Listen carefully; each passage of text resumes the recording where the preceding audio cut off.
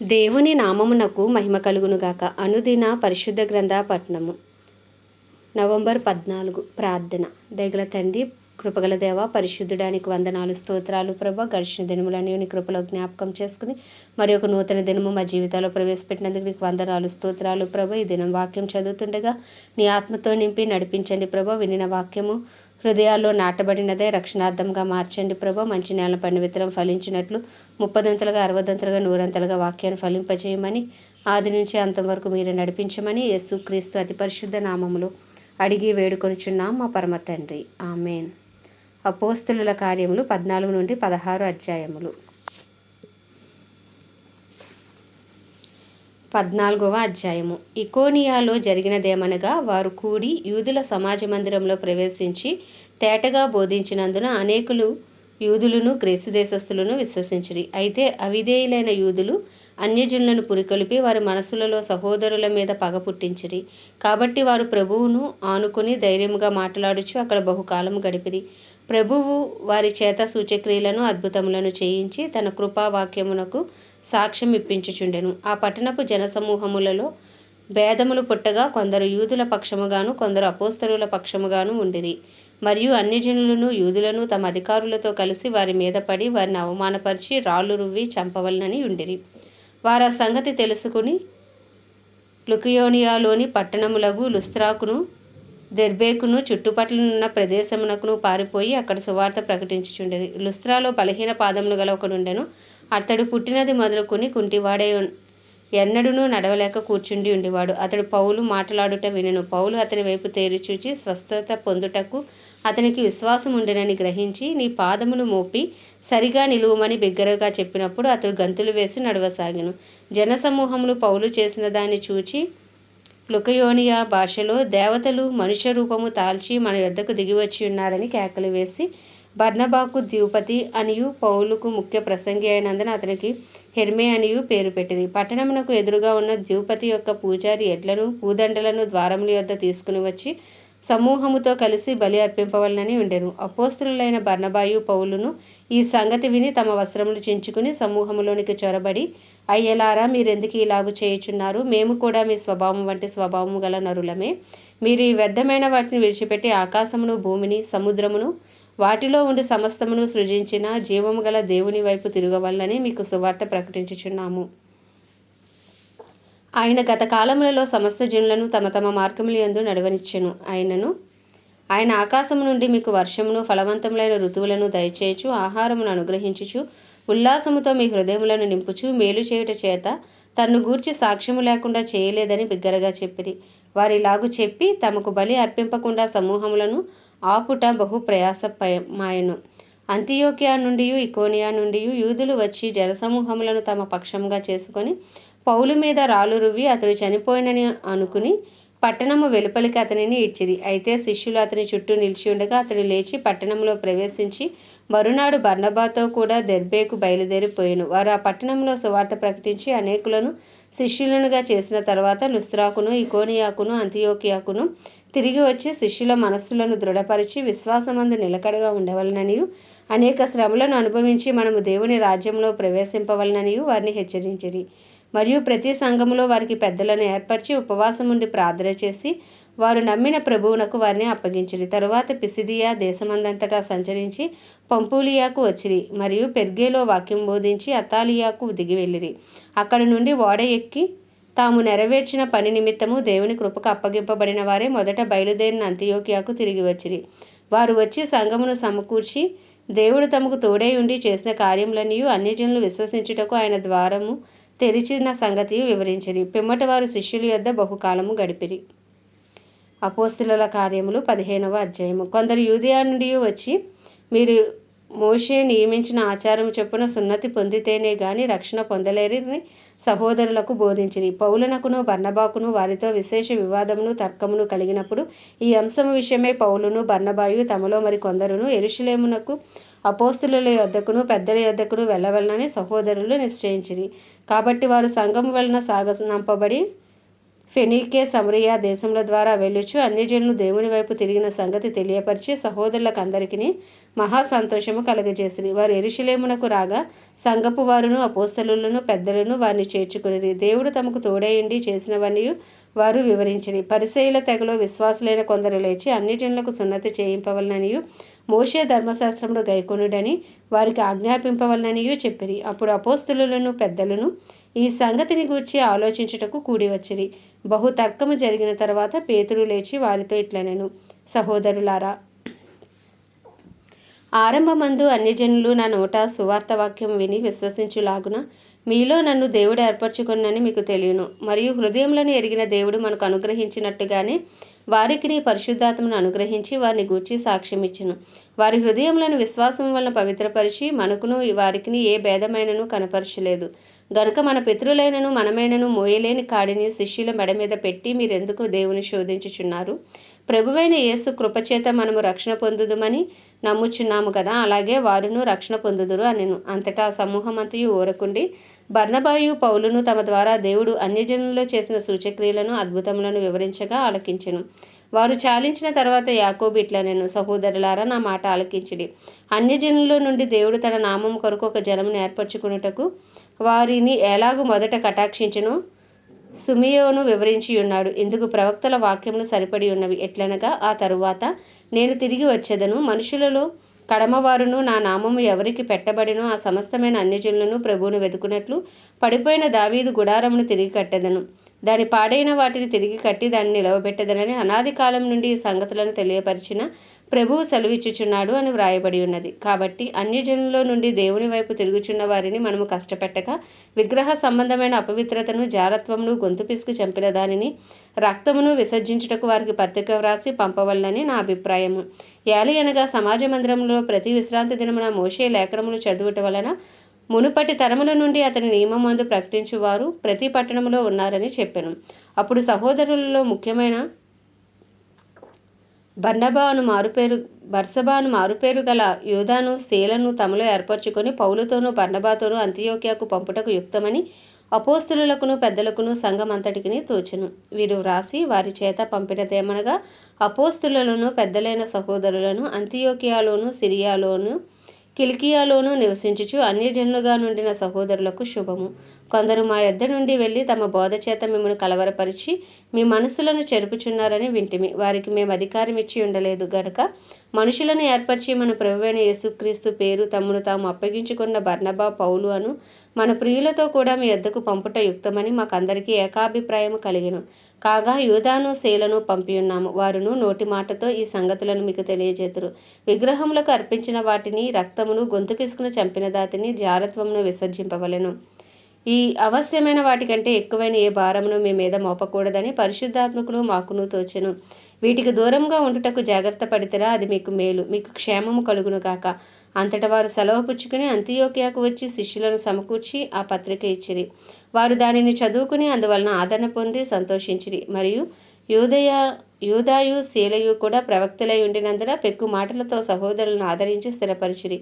వారు అక్కడ కొంతకాలము గడిపి సహోదరుల యొద్ద నుండి తమను పంపిన వారి యొద్దకు వెళ్ళుటకు సమాధానంతో సెలవు పుచ్చుకుని, అయితే పౌలును బర్నబాయు అంతియోక్యలో నిలిచి ఇంకా అనేకులతో కూడా ప్రభు వాక్యం బోధించుచు ప్రకటించుచూ ఉండిరి. కొన్ని దినములైన తరువాత ఏ పట్టణంలో ప్రభు వాక్యం పరిచితమో ఆయా పట్టణములలో ఉన్న సహోదరుల యొద్దకు తిరిగి వెళ్ళి వారు ఎలాగున్నారో మనము చూతుమని పౌలు బర్నబాతో అనెను. అప్పుడు మార్కు అను మారుపేరు గల యోహానును వెంట పెట్టుకుని పోవుటకు బర్నబా ఇష్టపడెను. అయితే పౌలు పంఫులియాలో పని కొరకు తమతో కూడా రాక తమ్మును విడిచి వారిని వెంటబెట్టుకుని పోవుట యుక్తము కాదని తలంచెను. వారిలో తీవ్రమైన వాదము కలిగినందున వారు ఒకరిని ఒకడు విడిచి వేరైపోయిరి. బర్నబా మార్కును వెంటబెట్టుకుని ఓడ ఎక్కి కుప్రాకు వెళ్ళెను. పౌలు శీలను ఏర్పరచుకుని సహోదరుల చేత ప్రభువు కుప్రాకు అప్పగింపబడిన వాడే బయలుదేరి సంఘములను స్థిరపరచుచు సిరియా, కిల్కియా దేశముల ద్వారా సంచారము చేయుచుండెను. 16వ అధ్యాయము. పౌలు దెర్బేకును లుస్త్రాకును వచ్చెను. అక్కడ తిమోతి అని ఒక శిష్యుడుండెను. అతడు విశ్వసించిన ఒక యూదురాలి కుమారుడు. అతని తండ్రి గ్రీసు దేశస్థుడు. అతడు లుస్త్రాలోను ఇకోనియాలోను ఉన్న సహోదరుల వలన మంచి పేరు పొందినవాడు. అతడు తనతో కూడా బయలుదేరి రావాలని పౌలు కోరి, అతని తండ్రి గ్రీసు దేశస్థుడని ఆ ప్రదేశంలోని యూదులకు అందరికీ తెలియను గనుక వారిని బట్టి అతని తీసుకుని సున్నతి చేయించెను.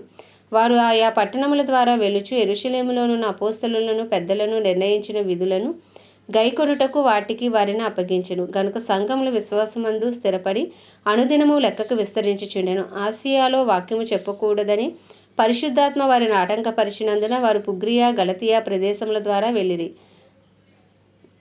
ముసియా దగ్గరకు వచ్చి బీతునియాకు వెళ్ళుటకు ప్రయత్నము చేసిరు గాని యేసు యొక్క ఆత్మ వారిని వెళ్ళనీయలేదు. అంతట వారు ముసియాను దాటిపోయి త్రోయకు వచ్చిరి. అప్పుడు మాసిదోనియా దేశస్థుడొకడు నిలిచి, నీవు మాసిదోనియాకు వచ్చి మాకు సహాయము చేయమని తనను వేడుకొనుచున్నట్లు రాత్రివేళ పౌలునకు దర్శనము కలిగెను. అతనికి ఆ దర్శనము కలిగినప్పుడు వారికి సువార్త ప్రకటించుటకు దేవుడు మమ్మను పిలిచి ఉన్నాడని మేము నిశ్చయించుకుని వెంటనే మాసిదోనియాకు బయలుదేరుటకు యత్నము చేసితిమి. కాబట్టి మేము త్రోయను విడిచి ఓడ ఎక్కి తిన్నగా సముద్రాకేకును మరునాడు నెయాపొలికిని అక్కడి నుండి ఫిలిప్పీకిని వచ్చితిమి. మాసిదోనియా దేశంలో ఆ ప్రాంతమునకు అది ముఖ్య పట్టణమును రోమియుల ప్రవాస స్థానమునై ఉన్నది. మేము కొన్ని దినములు ఆ పట్టణములో ఉంటిమి. విశ్రాంతి దినమున గవిని దాటి నదీ తీరమున ప్రార్థన జరుగుననుకుని అక్కడికి వచ్చి కూర్చుండి కూడి వచ్చిన స్త్రీలతో మాట్లాడుచుంటిమి. అప్పుడు లూదియాయను దైవభక్తి గల ఒక స్త్రీ వినుచుండెను. ఆమె ఊదా రంగు పొడిన అమ్ము తుయతైరా పట్టణస్థురాలు. ప్రభు ఆమె హృదయము తెరిచెను గనుక పౌలు చెప్పిన మాటలు యందు లక్ష్యముంచెను. ఆమెయు ఆమె ఇంటివారును బాప్తిస్మము పొందినప్పుడు ఆమె, నేను ప్రభువునందు విశ్వాసము గలదానని మీరు ఎంచితే నా ఇంటికి వచ్చి ఉండడని వేడుకొని మమ్మను బలవంతము చేసెను. మేము ప్రార్థనా స్థలమునకు వెళ్ళుచుండగా దెయ్యము పట్టినదై సోద చెప్పుట చేత తన యజమానులకు బహు లాభం సంపాదించుచున్న ఒక చిన్నది మాకు ఎదురుగా వచ్చెను. ఆమె పౌలును మమ్మను వెంబడించి, ఈ మనుషులు సర్వోన్నతుడైన దేవుని దాసులు, వీరు మీకు రక్షణ మార్గము ప్రచురించువారై ఉన్నారని కేకలు వేసి చెప్పెను. ఆమె ఇలాగూ అనేక దినములు చేయుచుండెను గనుక పౌలు వ్యాకులపడి దానివైపు తిరిగి, నీవు ఈమెను వదిలిపోమ్మని యేసుక్రీస్తు నామమున ఆజ్ఞాపించుచున్నానని ఆ దెయ్యముతో చెప్పెను. వెంటనే అది ఆమెను వదిలిపోయెను. ఆమె యజమానులు తమ లాభసాధనము పోయినని చూచి పౌలును శీలను పట్టుకొని గ్రామపు చావడిలోనికి అధికారుల యొద్దకు ఈడ్చుకొని పోయిరి. అంతటా న్యాయాధిపతుల యొద్దకు వారిని తీసుకుని వచ్చి, ఈ మనుషులు యూదులైయుండి రోమీయులమైన మనము అంగీకరించుటకైనను చేయుటకైనను కూడని ఆచారములు ప్రచురించుచు మన పట్టణము గలిబిలి చేయుచున్నారని చెప్పిరి. అప్పుడు జనసమూహము వారి మీదకి దొమ్మిగా వచ్చెను. న్యాయాధిపతులను వారి వస్త్రములు లాగివేసి వారిని బెత్తములతో కొట్టవలనని ఆజ్ఞాపించిరి. వారు చాలా దెబ్బలు కొట్టి వారిని చెరసాలలో వేసి భద్రముగా కనిపెట్టవలనని చెరసాల నాయకునికి ఆజ్ఞాపించిరి. అతడు అట్టి ఆజ్ఞను పొంది వారిని లోపలి చెరసాలలోనికి త్రోసి వారి కాళ్ళకు బొండవేసి బిగించెను. అయితే మధ్యరాత్రి వేళ పౌలును శీలయు దేవునికి ప్రార్థించుచు కీర్తనలు పాడుచూ నుండిరి. ఖైదీలు వినుచుండిరి. అప్పుడు అకస్మాత్తుగా మహాభూకంపము కలిగెను. చెరసాల పునాదులు అదిరెను. వెంటనే తలుపులన్నీ తెరుచుకొనెను. అందరి బంధకములు ఊడెను. అంతలో చెరసాల నాయకుడు మేలుకుని చెరసాల తలుపులన్నీ తెరిచియుండుట చూచి ఖైదీలు పారిపోయిరనుకుని కత్తి దూసి తను తాను చంపుకొనపోయెను. అప్పుడు పౌలు, నీవు ఏ హానియు చేసుకొనవద్దు, మేమందరము ఇక్కడనే ఉన్నామని బిగ్గరగా చెప్పెను. అతడు దీపము తెమ్మని చెప్పి లోపలికి వచ్చి వణుకుచూ పౌలుకును శీలకును సాగిలపడి వారిని వెలుపలికి తీసుకుని వచ్చి, అయ్యలారా, రక్షణ పొందుటకు నేనేమి చేయవలనెను. అందుకు వారు, ప్రభువైన యేసునందు విశ్వాసముంచుము, అప్పుడు నీవును నీ ఇంటివారును రక్షణ పొందుదురని చెప్పి అతనికిని అతని ఇంటనున్న వారికి అందరికీ దేవుని వాక్యమును బోధించిరి. అతనికిని అతని ఇంటనున్న వారికి అందరికీ దేవుని వాక్యమును బోధించిరి. రాత్రి ఆగడియలోనే అతడు వారిని తీసుకుని వచ్చి వారి గాయములు కడిగెను. వెంటనే అతడును అతని ఇంటి వారందరూ బాప్తిసం పొందిరి. మరియు అతడు వారిని ఇంటికి తోడుకుని వచ్చి భోజనం పెట్టి దేవుని అందు విశ్వాసం ఉంచిన వాడే తన ఇంటి వారందరితో కూడా ఆనందించును. ఉదయమైనప్పుడు న్యాయాధిపతులు ఆ మనుషులను విడుదల చేయమని చెప్పుటకు బంటులను పంపిరి. చెరసాల నాయకుడి మాటలు పౌలునకు తెలిపి, మిమ్మల్ని విడుదల చేయమని న్యాయాధిపతులను వర్తమానం పంపియున్నారు కనుక మీరు ఇప్పుడు బయలుదేరి సుఖముగా పొండని చెప్పును. అయితే పౌలు, వారు న్యాయం విచారింపకే రోమీయులమైన మమ్మను బహిరంగముగా కొట్టించి చెరసాలలో వేయించి ఇప్పుడు మమ్మను రహస్యంగా వెళ్ళగొట్టుదురా? మేము ఒప్పము, వారే వచ్చి మమ్మను వెలుపలికి తీసుకుని పోవాలనని చెప్పెను. ఆ బంటులు ఈ మాటలు న్యాయాధిపతులకు తెలుపగా వీరు రోమీయులని వారు విని భయపడి వచ్చి వారిని బతిమాలుకొని వెలుపలికి తీసుకొని పోయి పట్టణం విడిచిపోండని వారిని వేడుకొనిరి. వారు చెరసాలలో నుండి వెలుపలకు వచ్చి లూదియా ఇంటికి వెళ్ళిరి. అక్కడ సహోదరులను చూచి ఆదరించి బయలుదేరి పోయిరి. ఆమేన్. దేవుడి పరిశుద్ధ వాక్యం మన వినికిడిలో దీవించునుగాక. ప్రార్థన. దయగల తండ్రి, కృపగల దేవ, పరిశుద్ధుడానికి వందనాలు స్తోత్రాలు. జీవాధిపతి, న్యాయాధిపతి, సైన్యములకు అధిపతి, నీకు వందనాలు స్తోత్రాలు. ఆది అంతంనే ఉన్న దేవ, అల్ఫయు ఒమేగా అయిన దేవ, నిన్న నేడు రేపు ఏకరీతిగా నాయన ఉన్న దేవుడవు తండ్రి, నీకు వందనాలు, స్తోత్రాలు, స్తుతులు చెల్లించుకుంటున్నాము. మా కొరకు ప్రాణము పెట్టిన దేవా, రక్తమును చిందించిన దేవా, మూడో దినమున తిరిగి లేచిన దేవా, పాతాళ వేదనను అనుభవించిన దేవా, అయ్యా నీకు వందనాలు. మా కొరకు తండ్రి కుడిపార్శ్వమున అయ్యా తండ్రి నాయన విజ్ఞాపన చేయుచున్న దేవానికి వందనాలు, స్తోత్రాలు. మా కొరకు ఆదరణకర్తను పంపిన దేవానికి వందనాలు, స్తోత్రాలు. పరిశుద్ధాత్ముడా అయ్యా, మీరు మాలో ఉండి మమ్మల్ని నడిపిస్తున్న విధానం బట్టి నీకు వందనాలు, స్తోత్రాలు. కృతజ్ఞతాస్తుతులు చెల్లించుకుంటున్నానయ్యా. మా ప్రాధమును క్షమించయ్యా, మా పాపములు క్షమించి, మా తలంపులు ఆలోచనలు క్షమించు నాయన. నీ రక్తంతో కడిగి మమ్మల్ని శుద్ధీకరించి తండ్రి మీ ముందు నిందారహితంగా నిలవబెట్టండి ప్రభువా. అయ్యా నీకే వందనాలు, స్తోత్రాలు, స్తుతులు చెల్లించుకుంటున్నాం. గొప్ప దేవుడా, మంచి దేవుడా, మా కుటుంబస్తుల పాపమును సైతం మీ దయతో క్షమించండి నాయన. నీకే వందనాలు, స్తోత్రాలు. కుటుంబాల్లో రక్షణ లేని వారికి రక్షణ దయచేయండి ప్రభా. నీకు వందనాలయ్యా. ప్రభువైన యేసునందు విశ్వాసం ఉంచి మాకు నీవును నీ ఇంటివారు రక్షణ పొందురని వాగ్దానాన్ని మా పక్షంగా నెరవేర్చు తండ్రి నాయన. ఇగో వాక్యం వించిన వారిలో ఎంతమందికి రక్షణ లేదో ప్రభా, మారు మనసు లేదో అయ్యా, వారందరినీ రక్షించు ప్రభా, మారు మనసు దయచే నాయన. అయ్యా నీ భక్తి జీవితంలో నడిపించు ప్రభా. నీకు ఇష్టం లేని క్రియలు వారు విడిచిపెట్టులాగిన అయ్యా, నీకు ఇష్టమైన త్రోవలో వారు నడుచులాగిన నీ కృపను వారికి అనుగ్రహించమని వేడుకుంటున్నాం ప్రభా. అయ్యా చిన్న బిడ్డలు మొదలు వృద్ధుల వరకు అందరికీ నీ కృప కలుగును గాకని ప్రార్థిస్తున్నాం ప్రభా. అయ్యా వినిన వాక్యం మా హృదయాలు ఫలింపచేయండి. వాక్యానుసారంగా జీవించే భాగ్యం మా అందరికీ మీరు దయచేయమని వేడుకుంటున్నాం ప్రభా. అయ్యా నాయన మా బంధువులు, స్నేహితులు, ఇరుగు పొరుగు, మా పట్టణాన్ని, మా ప్రాంతాన్ని, మా రాష్ట్రాన్ని మీ హస్తాలకు అప్పచెప్పుకుంటున్నాం ప్రభా. అందరిపైన నీ కృప కలుగును గాక నాయన. మా భారతదేశాన్ని మీరు జ్ఞాపకం చేసుకుని భారతదేశ ప్రజలకు గొప్ప రక్షణ దయచేయండి ప్రభా. భారతదేశంలో నీ చిత్తము జరిగించండి, రాజ్యం స్థాపించండి, కడవడి వర్షమై మీరు దిగి రమ్మని ప్రార్థిస్తున్నాం ప్రభా. ప్రపంచ దేశాలన్నింటినీ కూడా మీరు జ్ఞాపకం చేసుకోండి. వాటిని పరిపాలిస్తున్న రాజులను, వారి కింద పనిచేసిన అధికారులకు నీ కృప కలుగును గాక నాయన. పరలోకంలో నీ చిత్తము జరుగుచున్నట్లు భూమి అందంతటా నీ చిత్తము జరుగును గాక, నీ రాజ్యము వచ్చును గాక నాయన. ఇంకను సువార్త అందని గ్రామాలు, ప్రాంతాలు, పట్టణాలు పట్టబడినట్లు సువార్థికులను లేపండి అయ్యా. అయ్యా నాయన అపోస్తులను, ప్రవక్తలను లేపండి ప్రభా. ఉపదేశకులను, కాపరులను లేపండి ప్రభా. ప్రార్థించే ప్రార్థనా వీరులను, రోధించు స్త్రీలను, అంగలార్చు స్త్రీలను లేపండి ప్రభా. పవిత్రమైన చేతులొచ్చి ప్రార్థించే పురుషులను లేవనెత్తమని ప్రార్థిస్తున్నాం ప్రభా. నీ కృప కలుగును గాక తండ్రి. దైవజనులందరినీ మీ హస్తాలకు అప్పచెప్పుకుంటున్నాం ప్రభా. దైవజనులందరూ రాకపోకలని కాపుదల భద్రత ఉంచండి అయ్యా. నిలవబడిన ప్రతి చోట వాక్శక్తిని అనుగ్రహించి ప్రభా నాయన. మర్మములు బోధించి అభిషేకముతో ప్రతి దైవజను వాడుకోండి ప్రభా నాయన. దైవజన కుటుంబాలన్నింటినీ రక్త ప్రోక్షణ కింద ఉంచమని, వారి అవసరతలు అక్కర్లన్నీ మీరే తీర్చమని వేడుకుంటున్నాం. క్రైస్తవులందరినీ రూపాంతరపరిచి నీ రూపులోకి మార్చండి ప్రభా. అయ్యా తండ్రి నాయన నీ పత్రికలుగా మార్చండి నాయన. పరిశుద్ధాత్మ అనుభవంలోనికి ప్రతి బిడ్డని మీరు నడిపించండి ప్రభా.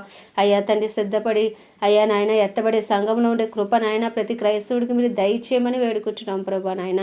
నీకే వందనాలు, స్తోత్రాలు, స్తుతులు చెల్లించుకుంటున్నాం గొప్ప దేవుడా.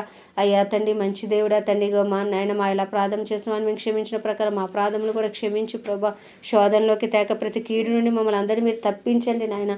ఈ దినమంతా నీకు ఇష్టలుగా నీ హృదయానుసారులుగా జీవించే భాగ్యము నాకు, మాకు అందరికీ మీరు దయచేయమని వేడుకుంటూ ప్రభా నాయన కొద్దిపాటి ప్రార్థన మనవుని పాద సన్నిధికి చేర్చుకోమని యేసు క్రీస్తు అతి పరిశుద్ధ నామంలో అడిగి వేడుకొనిచున్నాం మా పరమ తండ్రి. ఆమెన్. ప్రభుయేసు రక్తమే జయం, ప్రభుయేసు వాక్యమే విజయం, ప్రభుయేసు నామంలో సంపూర్ణ విజయము కలుగునుగాక. Amen, amen, amen.